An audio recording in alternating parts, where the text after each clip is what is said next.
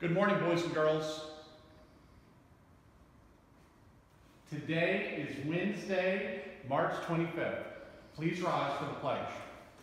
I pledge allegiance to the flag of the United States of America and to the republic for which it stands. Oh, beautiful for spacious skies, forever waves of green. All right, let's look at the announcements for today. Important day today is Manatee Appreciation Day, National Manatee Appreciation. Announcements. Any teacher announcements? Oh, wait, Miss Skullthorpe has her hand raised. All right, Miss Skullthorpe, good morning.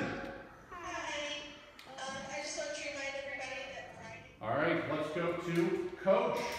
You have an exercise for us today. All right. We're doing like a dip and a stretch, but I've got a student that's going to count, so I'm not going to be counting. The student's going to be talking, and I'm just going to be doing the stretch. Let me shoot. Ready? Yeah. 1, 2, 3. All right. With that, how about let's say 3 student announcements, Mr. Rohr? 3 student announcements. Okay, one more. We have Ann Carter. Ann who's Carter. really excited about talking. Excellent, Ann Carter. What's going on? My grandma sent me an early birthday present.